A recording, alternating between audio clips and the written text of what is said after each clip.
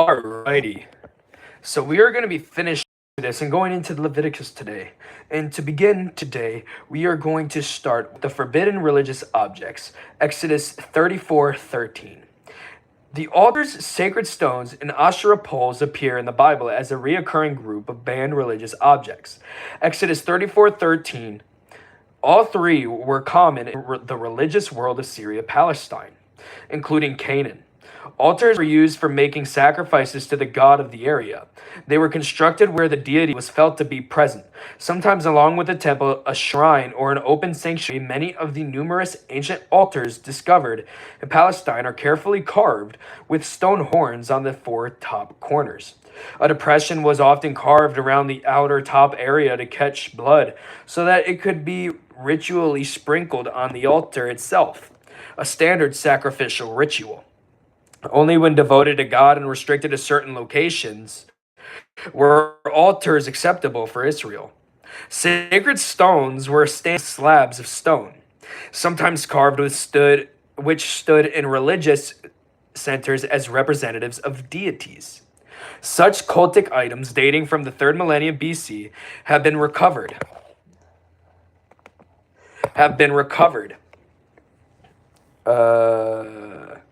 From Syria, Palestine. The tops often were shaped, carved into a curve, and sometimes a divine symbol was carved into the area of the flat surfaces. They functioned as divine images. Thus, to allow sacred stones to remain standing would have breached the commandment not to worship other gods. Exodus 20, verse 3. Let's see if I can hold that down a bit more so you can see my face. There we go. 20, verse 3. The Hebrew Asherim, translated as Asherah poles, were representations of the goddess Asherah because of the impermanence of wood and the lack of Old Testament descriptions. The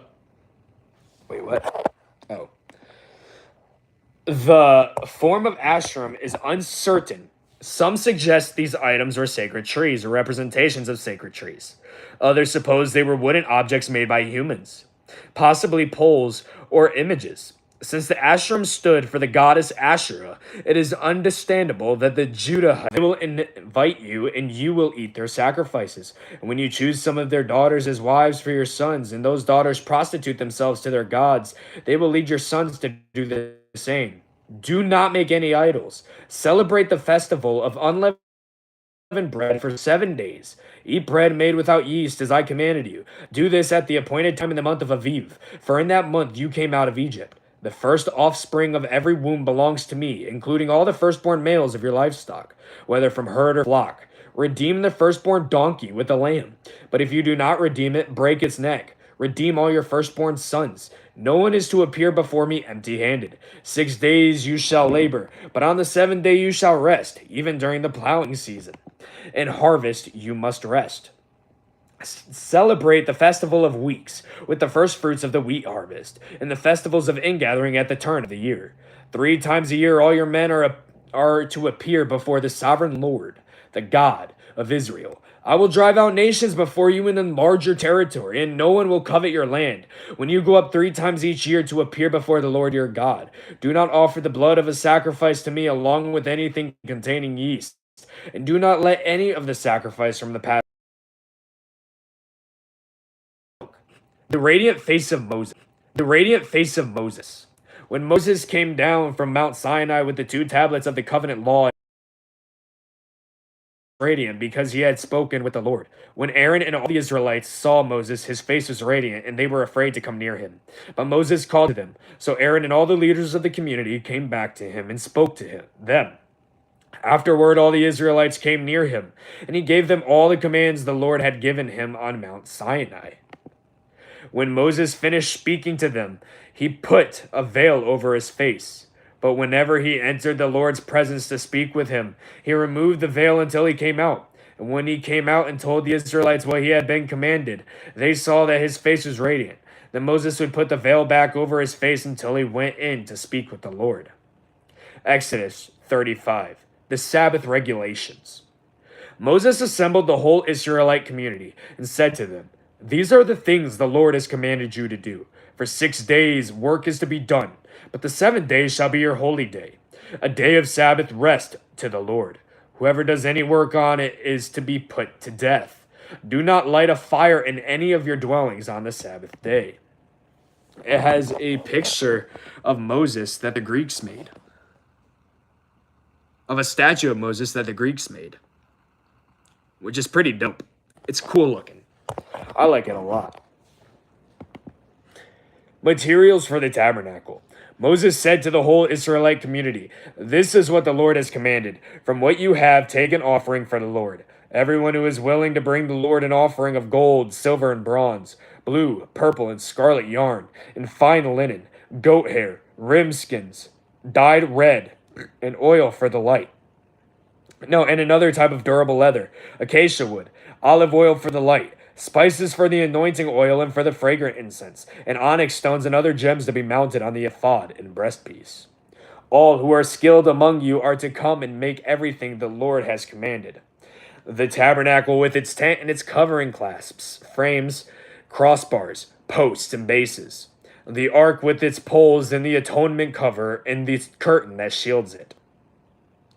The table with its poles and all its articles, and the bread of the presence, the lampstand that is for light with its accessories, lamps and oil for the light, the altar of incense with its poles, the anointing oil and the fragrant incense, the curtain for the doorway at the entrance to the tabernacle, the altar of burnt offering with its bronze grating and its poles, and all its utensils, the bronze basin with its stand, the curtains of the courtyard with its posts and bases, and the curtain for the entrance to the courtyard, the tent pegs for the tabernacle and for the courtyard and their ropes, the woven garments worn for ministering in the sanctuary, both the sacred garments for Aaron the priest and the garments for his sons when they serve as priests.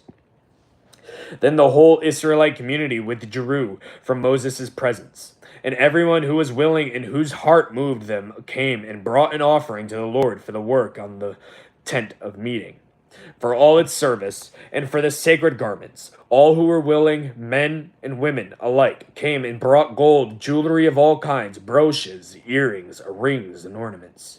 They all presented their gold as a wave offering to the Lord.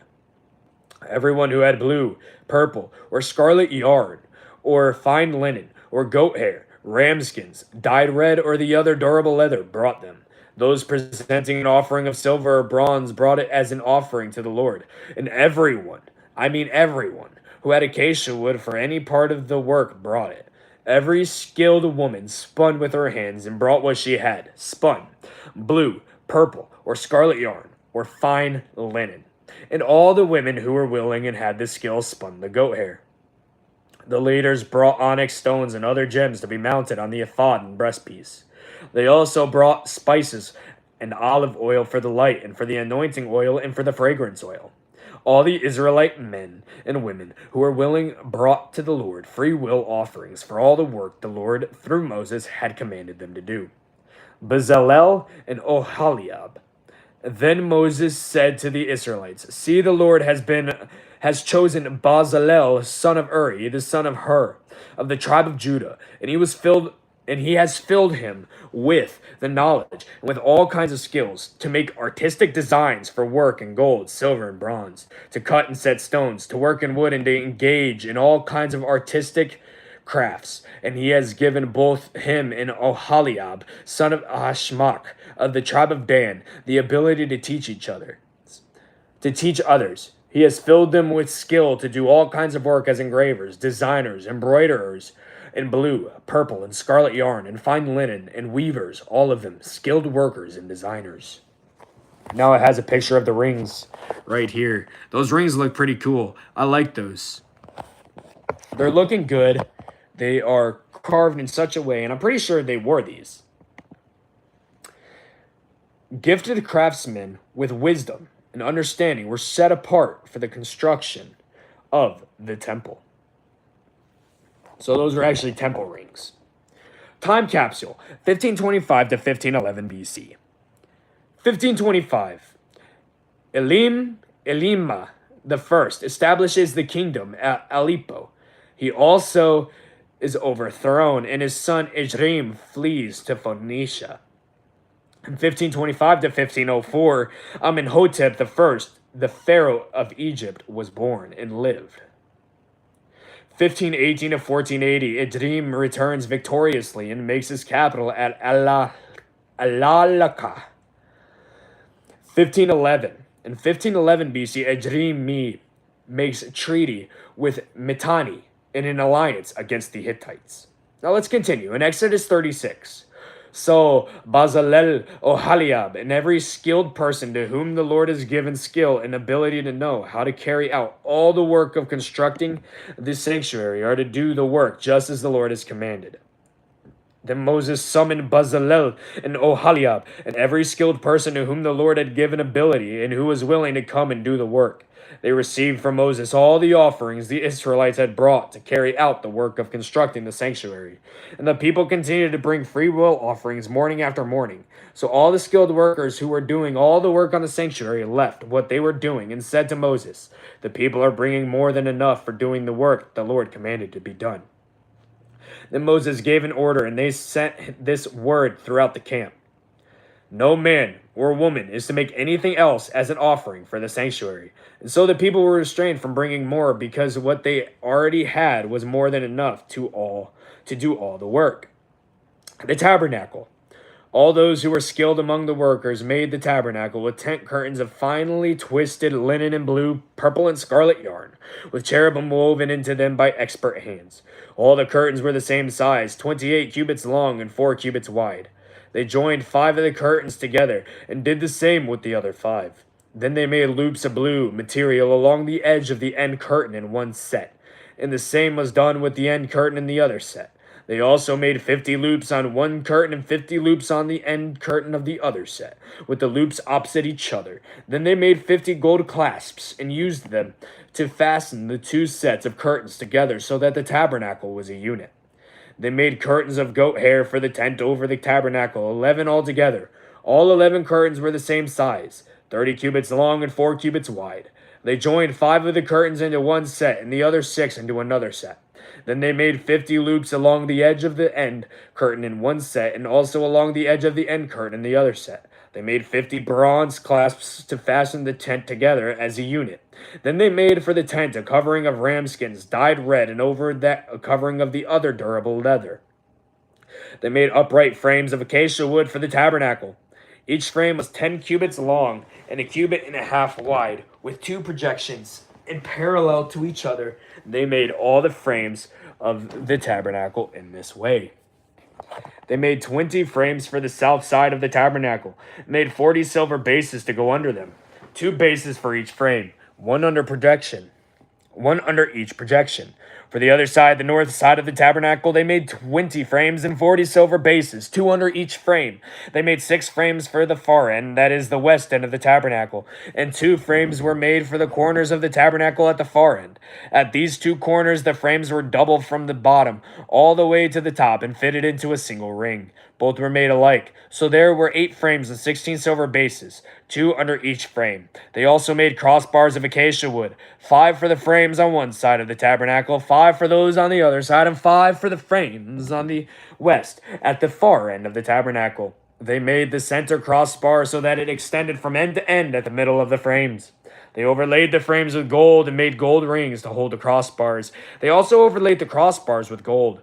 They made the curtain of blue, purple, and scarlet yarn and finely twisted linen, with cherubim woven into it by a skilled worker. They made 4 posts of acacia wood for it and overlaid them with gold. They made gold hooks for them and cast their 4 silver bases. For the entrance to the tent, they made a curtain of blue, purple, and scarlet yarn and finely twisted linen, the work of an embroiderer, and they made 5 posts with hooks for them. They overlaid the tops of the posts and their bands with gold and made their 5 bases of bronze. Exodus 37, the ark. Bezalel made the ark of acacia wood, 2.5 cubits long, a cubit and a half wide, and a cubit and a half high. He overlaid it with pure gold, both inside and out, and made a gold molding around it. He cast 4 gold rings for it and fastened them to its 4 feet, with 2 rings on one side and 2 rings on the other. Then he made poles of acacia wood and overlaid them with gold, and he inserted the poles into the rings on the sides of the ark to carry it. Now, a throne for God. Exodus 37, 1 through 9. The Ark of the Covenant was an object that reminded the Israelites of the presence of God in their midst. Although some nomadic peoples used small traveling casks for worship, no ancient people had a sacred object that compares to Israel's large box, with its heavy adornment and sculptured cherubim on the lid. Exodus 37, 1 through 9. There are various ideas as to what the ark represents, often relating to each other in meaning. It has been described as a container or chest, as a portable throne for Israel's God, or as an extension of God's presence. The construction of the ark is described in the shape of a chest measuring 45 inches long by 27 inches wide by 27 inches tall. Exodus 37, verse 1. As such, it served as a container to hold items, similar to the temple thrones of gods in Egypt and the foundation and deposits of temples in Mesopotamia. The ark also bore the words of the deity, the tablets of the Ten Commandments. Other items contained within the ark were Aaron's staff and a jar of manna. Hebrews 9, verse 4.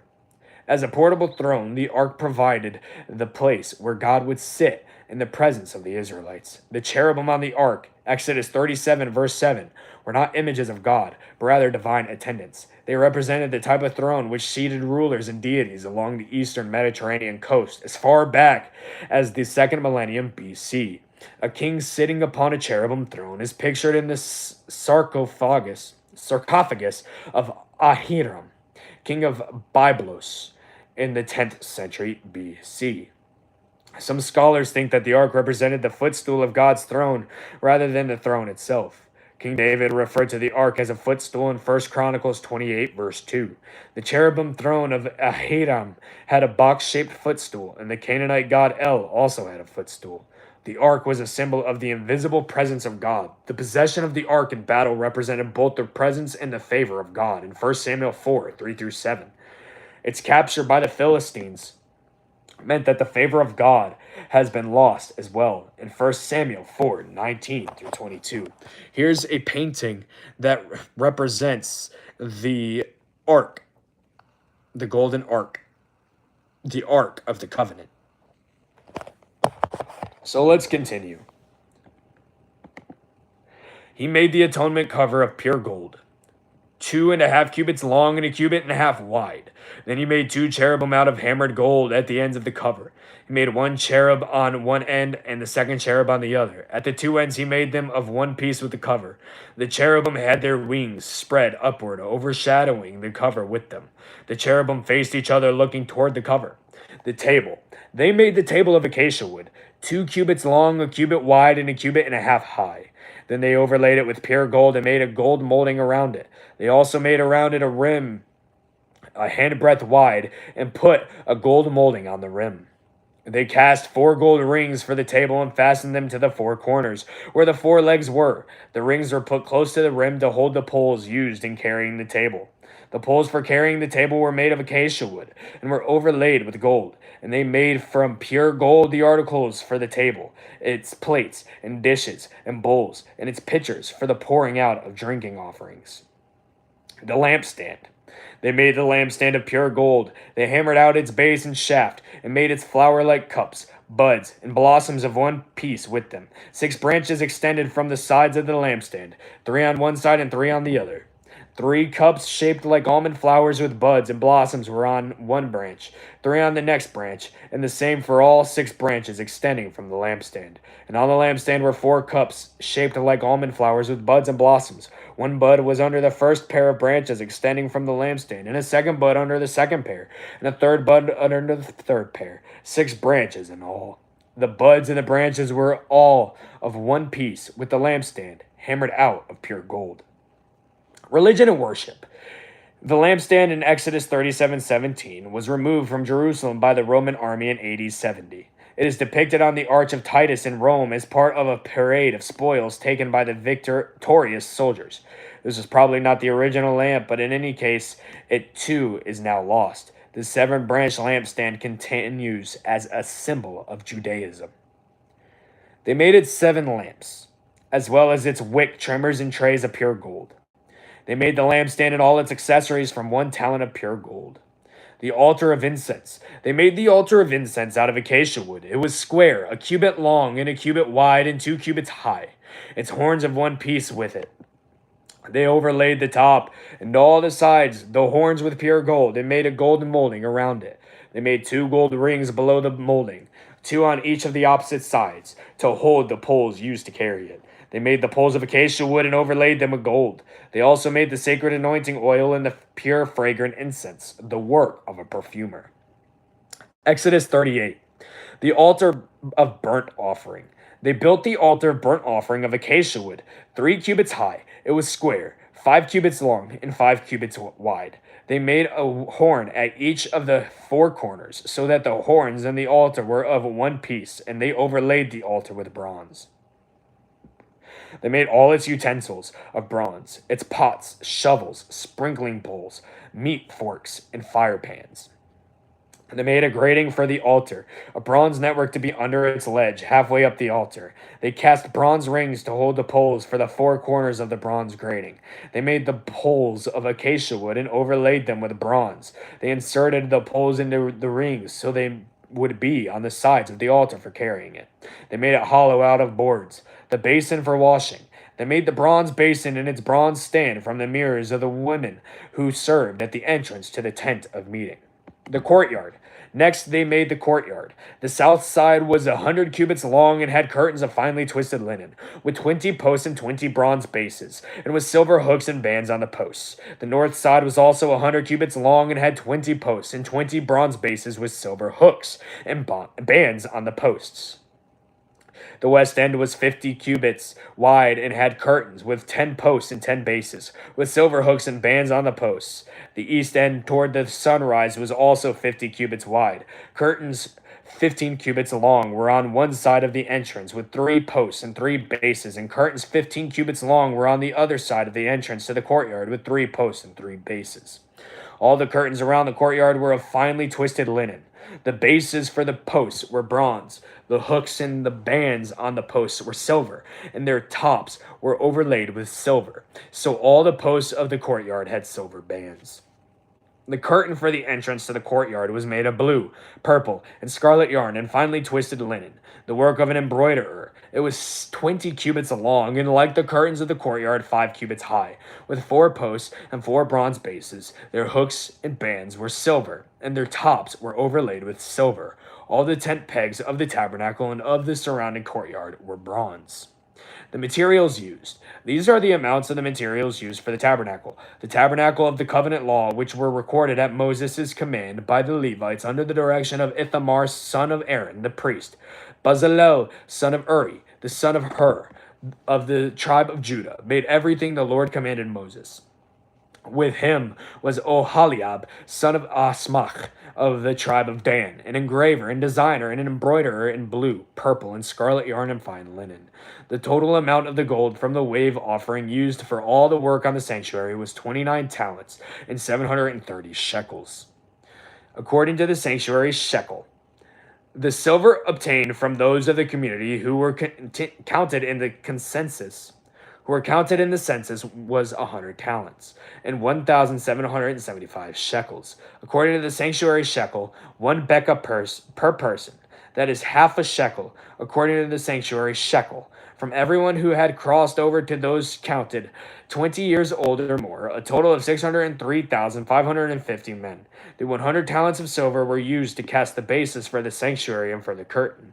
100 bases for the 100 talents, 1 talent for each base. They used 1,775 shekels to make the hooks for the posts, to overlay the tops of the posts, and to make their bands. The bronze from the wave offering was 70 talents and 2,400 shekels. They used it to make the bases for the entrance to the tent of meeting, the bronze altar with its bronze grating and all its utensils, the bases for the surrounding courtyard and those for its entrance, and all the tent pegs for the tabernacle and those for the surrounding courtyard. Exodus 39. The priestly garments. From the blue, purple, and scarlet yarn, they made woven garments for ministering in the sanctuary. They also made sacred garments for Aaron as the Lord commanded Moses. The ephod. They made the ephod of gold and of blue, purple, and scarlet yarn and of finely twisted linen. They hammered out thin sheets of gold and cut strands to be worked into the blue, purple, and scarlet yarn and fine linen, the work of skilled hands. They made shoulder pieces for the ephod, which were attached to two of its corners, so it would be fastened. Its skillfully woven waistband was like it, of one piece, with the ephod and made with gold, and with blue, purple, and scarlet yarn, and with finely twisted linen, as the Lord commanded Moses. Science and technology. Gold is the most malleable and ductile of metals. This means that it can be hammered into very thin sheets, Exodus 39, verse 3, thinner than a piece of paper. Gold can be easily worked into different shapes and does not corrode. These characteristics help account for its value. Now to continue in the scriptures. They mounted the onyx stones in gold filigree settings and engraved them like a seal with the names of the sons of Israel. Then they fastened them on the shoulder pieces of the ephod as memorial stones for the sons of Israel, as the Lord commanded Moses. The breastpiece. They fashioned the breastpiece, the work of a skilled craftsman. They made it like the ephod of gold and of blue, purple, and scarlet yarn, and of finely twisted linen. It was square, a span long and a span wide, and folded double. Then they mounted 4 rows of precious stones on it. The first row was carnelian, chrysolite, and beryl.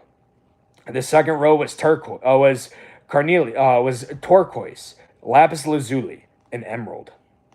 The third row was jacinth, agate, and amethyst. The fourth row was topaz, onyx, and jasper. They were mounted in gold filigree settings. There were 12 stones, one for each of the names of the sons of Israel, each engraved like a seal with the name of one of the 12 tribes. For the breastpiece they made braided chains of pure gold like a rope. They made 2 gold filigree settings and 2 gold rings, and fastened the rings to 2 of the corners of the breastpiece. They fastened the 2 gold chains to the rings at the corners of the breastpiece, and the other ends of the chains to the 2 settings, attaching them to the shoulder pieces of the ephod at the front. They made 2 gold rings and attached them to the other 2 corners of the breastpiece on the inside edge next to the ephod. Then they made 2 more gold rings and attached them to the bottom of the shoulder pieces on the front of the ephod, close to the seam, just above the waistband of the ephod. They tied the rings of the breastpiece to the rings of the ephod with a blue cord, connecting it to the waistband, so that the breastpiece would not swing out from the ephod, as the Lord commanded Moses.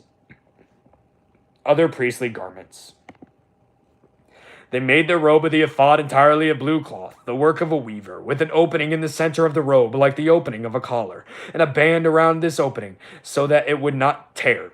They made pomegranates of blue, purple, and scarlet yarn, and finely twisted linen around the hem of the robe. And they made bells of pure gold, and attached them around the hem between the pomegranates.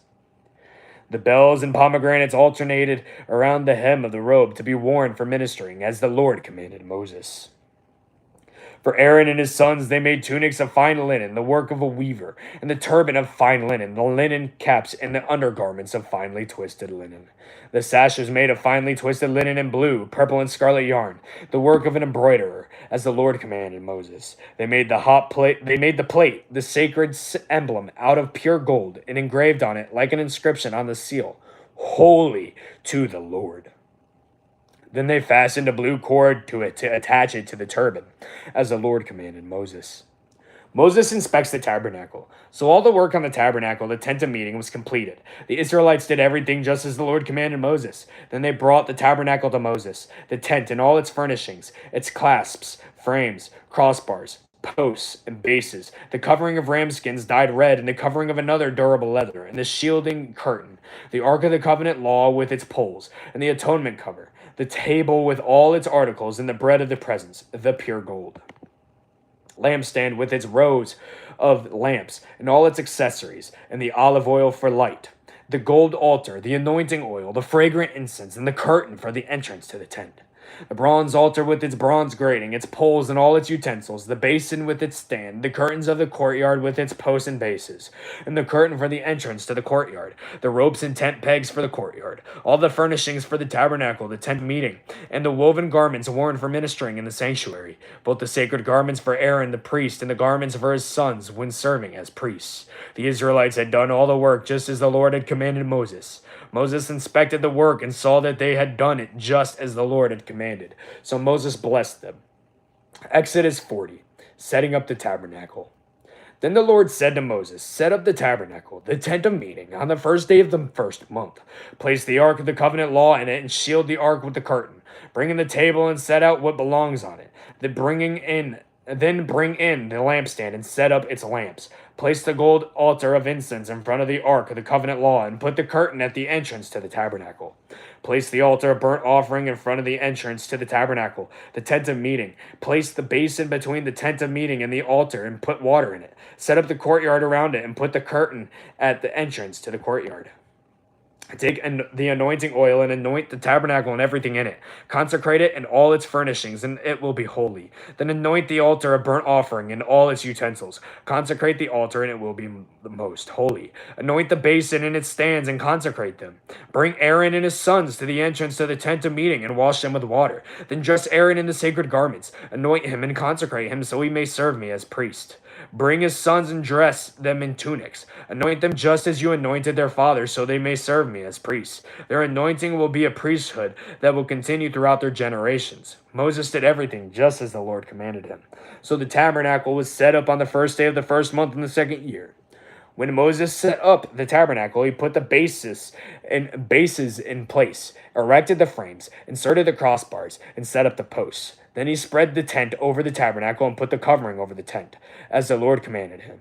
He took the tablets of the covenant law and placed them in the ark, attached the poles to the ark, and put the atonement cover over it. Then he brought the ark into the tabernacle and hung the shielding curtain and shielded the ark of the covenant law, as the Lord commanded him. Now for culture and society. Ancient treaties from the time of Moses have a recognizable form. Usually there is a provision for keeping the text of the treaty. In this case, the tablets of the law were deposited in the ark of the covenant law, Exodus 40, verse 20, putting them at the center of the priestly rituals. Possibly the two tablets were identical, each a complete text of the law. Moses placed the table and the tent of meeting on the north side, the tabernacle outside the curtain, and set out the bread on it before the Lord, as the Lord commanded him. He placed the lampstand and the tent of meeting opposite the table on the south side of the tabernacle, and set up the lamps before the Lord, as the Lord commanded him. Moses placed the gold altar in the tent of meeting in front of the curtain, and burned fragrant incense on it, as the Lord commanded him. Then he put up the curtain at the entrance to the tabernacle. He set the altar of burnt offering near the entrance to the tabernacle, the tent of meeting, and offered on it burnt offerings and grain offerings, as the Lord commanded him. He placed the basin between the tent of meeting and the altar, and put water in it for washing. And Moses and Aaron and his sons used it to wash their hands and feet. They washed whenever they entered the tent of meeting, or approached the altar, as the Lord commanded Moses. Then Moses set up the courtyard around the tabernacle and altar, and put up the curtain at the entrance to the courtyard. And so Moses finished the work. The glory of the Lord. Then the cloud covered the tent of meeting, and the glory of the Lord filled the tabernacle. Moses could not enter the tent of meeting because the cloud had settled on it, and the glory of the Lord filled the tabernacle. In all the travels of the Israelites, whenever the cloud lifted from above the tabernacle, they would set out. But if the cloud did not lift, they did not set out until the day it lifted. So the cloud of the Lord was over the tabernacle by day, and fire was in the cloud by night, in the sight of all the Israelites during all their travels. Transition into the book of Leviticus.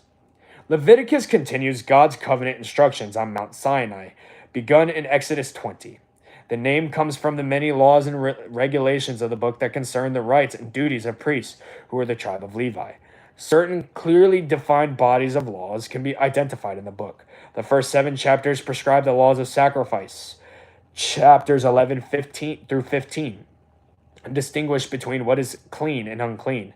Chapter 16 describes the Day of Atonement, and the various laws of chapters 17 through 26 are unified by the distinct refrain, "Be holy, because I, the Lord your God, am holy." Leviticus 19, verse 2. The entire book of Leviticus is set in a relatively brief period of time. Only a month and a half passes between the erection of the tabernacle at Mount Sinai and the Hebrews' departure from Sinai. The tabernacle was finished on the first day of the first month in the second year of the Exodus, Exodus 40, verse 17. The departure was on the 20th day of the second month of the same year, in Numbers 10, 11 through 12, depending on whether the Hebrews left Egypt in the 15th or 13th century. The second year of the Exodus would be about 1445 or 1274 BC. See Egypt and the Exodus at Exodus 1:1. We already read that in one of the past live streams, so if you want to see that, go watch one of the other ones. The content of Leviticus, however, extends beyond this short month and a half in the wilderness. Many of the laws clearly pertain to a time after the Israelites had entered their land. For instance, the laws for planting fields and cleansing houses. Partly for this reason, some suggest that at least the current form of the book was actually composed later than its context would suggest. Perhaps from several different law codes. Of course, those who accept the traditional attribution of the first 5 books of the Bible to Moses disagree and understand these books simply as laws given for a future time. The animal sacrifices described so carefully in Leviticus fit properly in the historical context of the book. Animal sacrifices was universal in ancient Near Eastern religion, so Israel's sacrifice of animals is hardly surprising. More striking, though, is the absolute prohibition against the equally common practice of child sacrifice. Now to begin, Leviticus 1:1 through 15:33. Starting in Leviticus 1, verse 1, the burnt offering. The Lord called to Moses and spoke to him from the tent of meeting. He said, "Speak to the Israelites and say to them, when anyone among you brings an offering to the Lord, bring as your offering an animal from either the herd or the flock. If the offering is a burnt offering from the herd, you are to offer a male without defect. You must present it at the entrance to the tent of meeting so that it will be acceptable to the Lord. You are to lay your hand on the head of the burnt offering, and it will be accepted on your behalf to make atonement for you. You are to slaughter the young bull before the Lord, and then Aaron's sons, the priests, shall bring the blood and splash it against the sides of the altar at the entrance to the tent of meeting. You are to skin the burnt offering and cut it into pieces. The sons of Aaron, the priests, are to put fire on the altar and arrange wood on the fire. Then Aaron's sons, the priests, shall arrange the pieces, including the head and the fat, on the wood that is burning on the altar. You are to wash the internal organs and the legs. You are to wash the internal organs and the legs with water, and the priest is to burn all of it on the altar. It is a burnt offering, a food offering, an aroma pleasing to the Lord. If the offering is a burnt offering from the flock, from either the sheep or the goats, you are to offer a male without defect. You are to slaughter it at the north side of the altar before the Lord, and Aaron's sons, the priests, shall splash its blood against the sides of the altar. You are to cut it into pieces, and the priest shall arrange them, including the head and the fat, on the wood that is burning on the altar. You are to wash the internal organs and the legs with water, and the priest is to bring all of them and burn them on the altar. It is a burnt offering, a food offering, an aroma pleasing to the Lord. If the offering to the Lord is a burnt offering of birds, you are to offer a dove or a young pigeon. The priest shall bring it to the altar, wring off the head, and burn it on the altar. Its blood shall be drained out on the side of the altar. He is to remove the crop and the feathers, and throw them down east of the altar where the ashes are. He shall tear it open by the wings, not dividing it completely, and then the priest shall burn it on the wood that is burning on the altar. It is a burnt offering, a food offering, an aroma pleasing to the Lord. Leviticus chapter 2, the grain offering. When anyone brings a grain offering to the Lord, their offering is to be the finest flour. They are to pour olive oil on it, put incense on it, and take it to Aaron's sons and priests.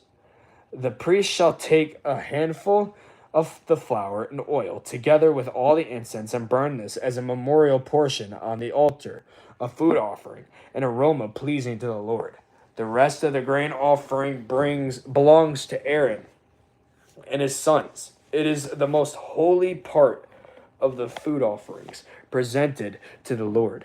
If you bring a grain offering baked in an oven, it is to consist of the finest flour, either thick loaves made without yeast and with olive oil mixed in, or thin loaves made without yeast and brushed with olive oil. If your grain offering is prepared on a griddle, it is to be made of the finest flour, mixed with oil and without yeast. Crumble it and pour oil on it. It is a grain offering. If your grain offering is cooked in a pan, it is to be made of the finest flour and some olive oil. Bring the grain offering made of these things to the Lord. Present it to the priest, who shall take it to the altar. He shall take out the memorial portion from the grain offering and burn it on the altar as a food offering, an aroma pleasing to the Lord. The rest of the grain offering belongs to Aaron and his sons. It is a most holy part of the food offerings presented to the Lord. Every grain offering you bring to the Lord must be made without yeast, for you are not to burn any yeast or honey in a food offering presented to the Lord.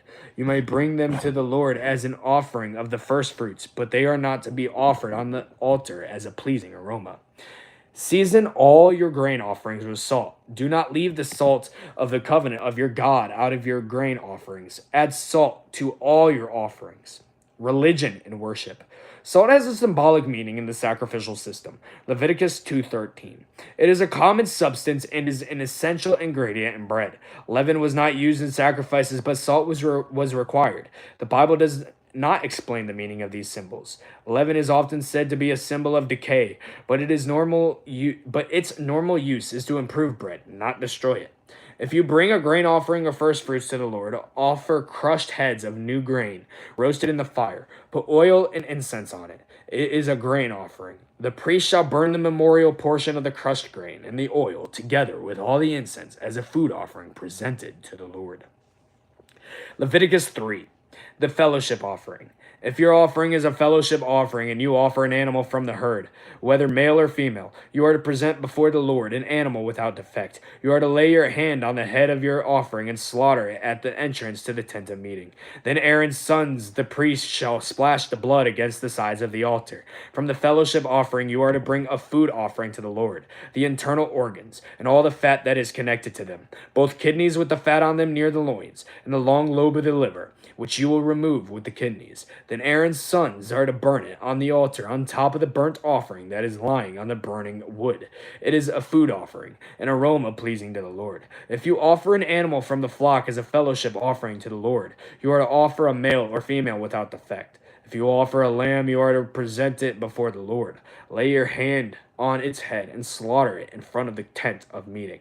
Then Aaron's sons shall splash its blood against the sides of the altar. From the fellowship offering you are to bring a food offering to the Lord. Its fat, the entire fat tail cut off, close to the backbone, the internal organs, and all the fat that is connected to them, both kidneys with the fat on them near the loins, and the long lobe of the liver, which you will remove with the kidneys. The priest shall burn them on the altar as a food offering presented to the Lord.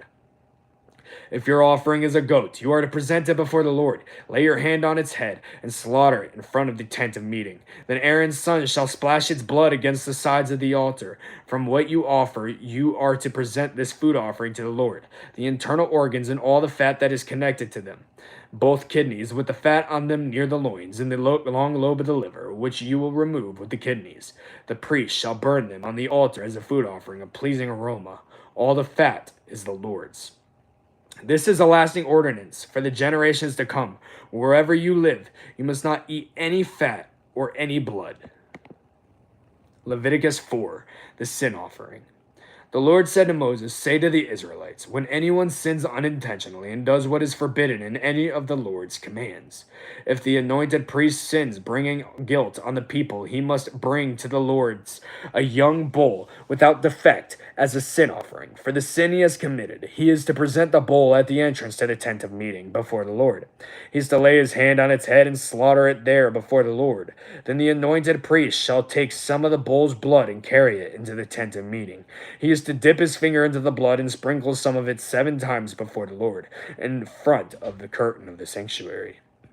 The priest shall then put some of the blood on the horns of the altar of fragrant incense that is before the Lord, in the tent of meeting. The rest of the bull's blood he shall pour out at the base of the altar, burnt offering, at the entrance to the tent of meeting. He shall remove all the fat from the bowl of the sin offering, all the fat that is connected to the internal organs, both kinds, both kidneys with the fat on them near the loins, and the long lobe of the liver, which he will remove with the kidneys, just as the fat is removed from the ox sacrificed as a fellowship offering. Then the priest shall burn them on the altar of burnt offering.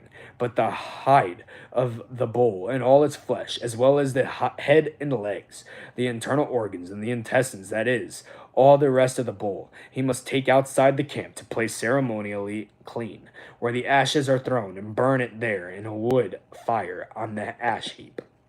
If the whole Israelite community sins unintentionally and does what is forbidden in any of the Lord's commands, even though the community is unaware of the matter, when they realize their guilt and the sin they committed becomes known, the assembly must bring a young bull as a sin offering and present it before the tent of meeting.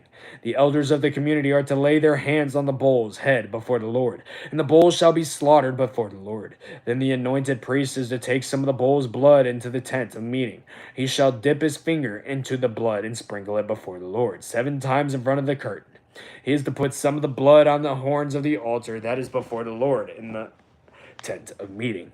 The rest of the blood he shall pour out at the base of the altar of burnt offering at the entrance to the tent of meeting. He shall remove all the fat from it and burn it on the altar, and do with this bowl just as he did with the bowl for the sin offering. In this way the priest will make atonement for the community, and they will be forgiven. Then he shall take the bull outside the camp and burn it as he burned the first bull. This is a sin offering for the community. When a leader sins unintentionally and does what is forbidden in any of the commands of the Lord his God, when he realizes his guilt and the sin he has committed becomes known, he must bring as his offering a male goat without defect. He is to lay his hands on the goat's head and slaughter it at the place where the burnt offering is slaughtered before the Lord. It is a sin offering. Then the priest shall take some of the blood of the sin offering with his finger and put it on the horns of the altar of burnt offering and pour out the rest of the blood at the base of the altar. He shall burn all the fat on the altar as he burned the fat of the fellowship offering. In this way the priest will make atonement for the leader's sin, and he will be forgiven. If any member of the community sins unintentionally and does what is forbidden in any of the Lord's commands, when they realize their guilt and the sin they have committed becomes known, they must bring as their offering for the sin they committed a female goat without defect. They are to lay their hand on the head of the sin offering and slaughter it at the place of the burnt offering. Then the priest is to take some of the blood with his finger and put it on the horns of the altar of burnt offering, and pour out the rest of the blood at the base of the altar. They shall remove all the fat, just as the fat is removed from the fellowship offering, and the priest shall burn it on the altar as an aroma pleasing to the Lord. In this way the priest will make atonement for them, and will be forgiven. If someone brings a lamb as their sin offering, they are to bring a female without defect. They are to lay their hand on its head and slaughter it for a sin offering at the place where the burnt offering is slaughtered.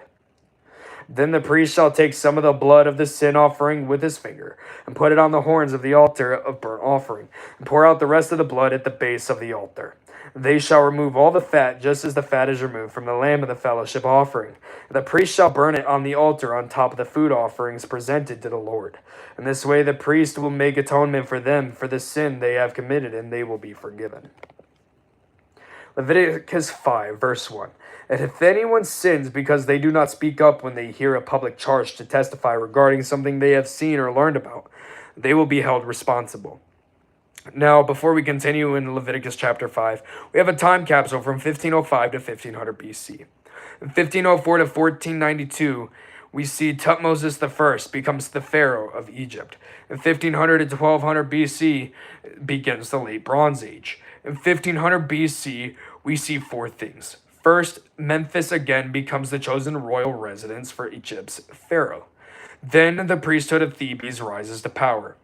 After that, the map of Nippur in Iraq was written on a clay tablet. And lastly, the best chariots were made in Egypt. So let's continue. Leviticus 5, verse 2. If anyone becomes aware that they are guilty, if they unwittingly touch anything ceremonially unclean, whether the carcass of an unclean animal, wild or domestic, or of any unclean creature that moves along the ground, and they are unaware that they have become unclean, but then they come to realize their guilt, or if they touch human uncleanness, anything that would make them unclean, even though they are unaware of it, but then they learn of it and realize their guilt, or if anyone thoughtless takes an oath to do anything, whether good or evil, in any matter one might carelessly swear about, even though they are unaware of it, but then they learn of it and realize their guilt. When anyone becomes aware that they are guilty in any of these matters, they must confess in what they have sinned.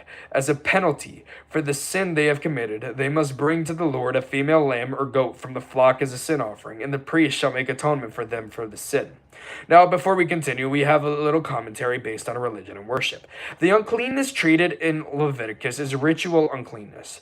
Being unclean in this sense means to be excluded from normal participation in acts of religion. A person could become unclean by touching a corpse, Leviticus 5:2. Although this is not an immoral or sinful act, the offerings provide the means for removing uncleanness in this and other cases.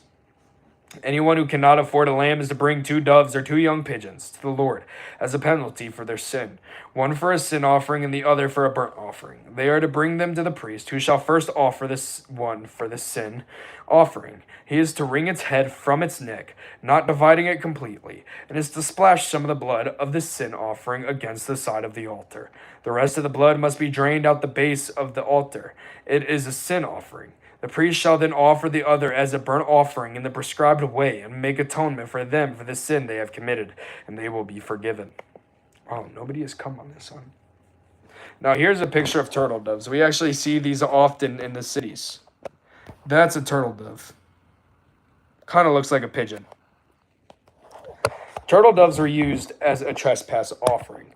If, however, they cannot afford 2 doves or 2 young pigeons, they are to bring as an offering for their sin 1/10 of an ephah of the finest flour for a sin offering. They must not put olive oil or incense on it, because it is a sin offering. They are to bring it to the priest, who shall take a handful of it as a memorial portion and burn it on the altar, on top of the food offerings presented to the Lord.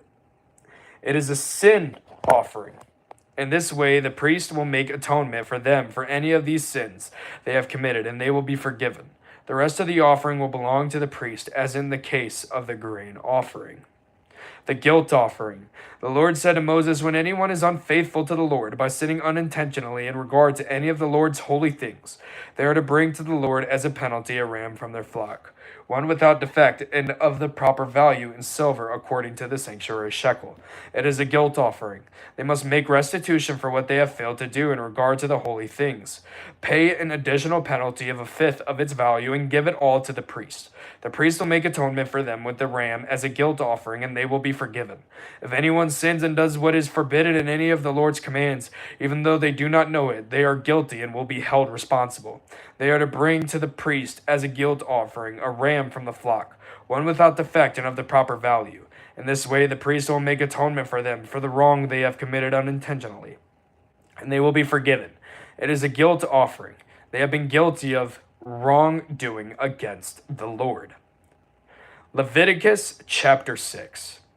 The Lord said to Moses, if anyone sins and is unfaithful to the Lord by deceiving a neighbor about something entrusted to them or left in their care, or about something stolen, or if they cheat their neighbor, or if they find lost property and lie about it, or if they swear falsely about any such sin that people may commit, when they sin in any of these ways and realize their guilt, they must return what they have stolen or taken by extortion, or what was entrusted to them, or the lost property they found, or whatever it was they swore falsely about.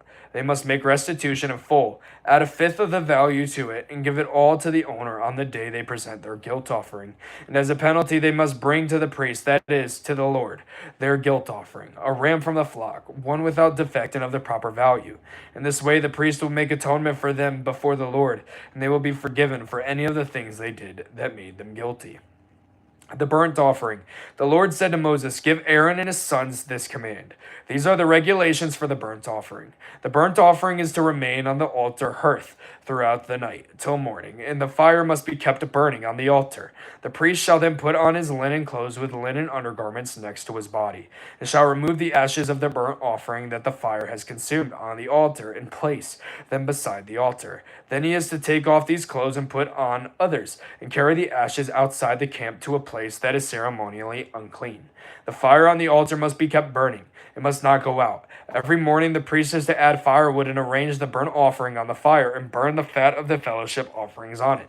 The fire must be kept burning on the altar continuously. It must not go out. The grain offering. These are the regulations for the grain offering. Aaron's sons are to bring it before the Lord in front of the altar. The priest is to take a handful of the finest flour and some olive oil, together with all the incense on the grain offering, and burn the memorial portion on the altar as an aroma pleasing to the Lord. Aaron and his sons shall eat the rest of it, but it is to be eaten without yeast in the sanctuary area. They are to eat it in the courtyard of the tent of meeting. It must not be baked with yeast. I've given it as their share of the food offerings presented to me, like the sin offering and the guilt offering. It is most holy. Any male descendant of Aaron may eat it. For all generations to come, it is his perpetual share of the food offerings presented to the Lord. Whatever touches them will become holy. The Lord also said to Moses, "This is the offering Aaron and his sons are to bring to the Lord on the day he is anointed, a tenth of an ephah of the finest flour as a regular grain offering, half of it in the morning and half in the evening. It must be prepared with oil on a griddle. Bring it well mixed and present the grain offering broken in pieces as an aroma pleasing to the Lord. The son who is to succeed him as anointed priest shall prepare it. It is the Lord's perpetual share and is to be burned completely. Every grain offering of a priest shall be burned completely. It must not be eaten. The sin offering. The Lord said to Moses, "Say to Aaron and his sons, these are the regulations for the sin offering. The sin offering is to be slaughtered before the Lord in the place the burnt offering is slaughtered. It is most holy. The priest who offers it shall eat it. It is to be eaten in the sanctuary area in the courtyard of the tent of meeting. Whatever touches any of the flesh will become holy, and if any of the blood is spattered on a garment, you must wash it in the sanctuary area. The clay pot the meat is cooked in must be broken, but if it is cooked in a bronze pot, the pot is to be scoured and rinsed with water. Any male in a priest's family may eat it. It is most holy. But any sin offering whose blood is brought into the tent of meeting to make atonement in the holy place must not be eaten. It must be burned up." Now it has a picture of that bronze bowl right here with water in it. Pretty cool looking, huh? Now, science and technology. Pottery was a common product of many cultures. The objects made of clay are baked to make them hard and permanent. Quality is determined by the type of clay and by the heat and evenness of firing. The firing process requires experience and skill. Still, the whole process is cheap enough that even in ancient times, some pottery vessels were intended to be disposable. Leviticus 6:28. Leviticus 7. The guilt offering. These are the regulations for the guilt offering, which is most holy. The guilt offering is to be slaughtered in the place where the burnt offering is slaughtered, and its blood is to be splashed against the sides of the altar. All its fat shall be offered, the fat tail and the fat that covers the internal organs, both kidneys with the fat on them near the loins, and the long lobe of the liver, which is to be removed with the kidneys. The priest shall burn them on the altar as a food offering presented to the Lord. It is a guilt offering. Any male in a priest's family may eat it, but it must be eaten in the sanctuary area. It is most holy. The same law applies to both the sin offering and the guilt offering. They belong to the priest who makes atonement with them. The priest who offers a burnt offering for anyone may keep its hide for himself. Every grain offering baked in an oven or cooked in a pan or on a griddle belongs to the priest who offers it. And every grain offering, whether mixed with olive oil or dry, belongs equally to all the sons of Aaron. The fellowship offering. If you guys have any questions, put them in the comments below. There's only about 30 seconds left before I get to the prayer, but I'll be sure to answer your question. The fellowship offering. These are the regulations for the fellowship offering anyone may present to the Lord. If they offer it as an expression of thankfulness, then along with this thank offering, they are to offer thick loaves made without yeast and with olive oil mixed in, thin loaves made without yeast and brushed with oil, and thick loaves of the finest flour, well kneaded and with oil mixed in. Along with their fellowship offering of thanksgiving, they are to present an offering with thick loaves of bread made with yeast. They are to bring one of each kind as an offering, a contribution to the Lord. It belongs to the priest who splashes the blood of the fellowship offering against the altar. The meat of their fellowship offering of thanksgiving must be eaten on the day it is offered. They must leave none of it till morning. If, however, their offering is the result of a vow or is a free will offering, the sacrifice shall be eaten on the day they offer it. But anything left over may be eaten on the next day. Any meat of the sacrifice left over till the third day must be burned up. If any meat of the fellowship offering is eaten on the third day, the one who offered it will not be accepted. It will not be reckoned to their credit, for it has become impure. The person who eats any of it will be held responsible. Meat that touches anything ceremonially unclean must not be eaten. It must be burned up. As for other meat, anyone ceremonially clean may eat it. But if anyone who is unclean eats any meat of the fellowship offering belonging to the Lord, they must be cut off from the people. Anyone who touches something unclean, whether human uncleanness, or an unclean animal, or any unclean creature that moves along the ground, and then eats any of the meat of the fellowship offering belonging to the Lord, must be cut off from their people. Now that's where I'm going to leave it.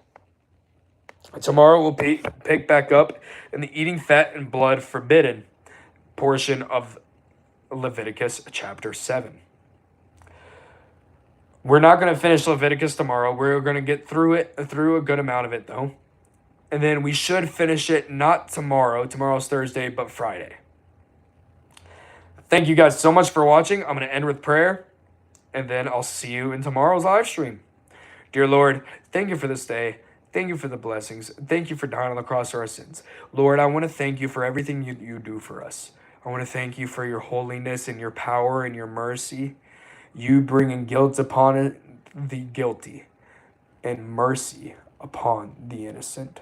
I pray that all people were able to get together and understand your scriptures today.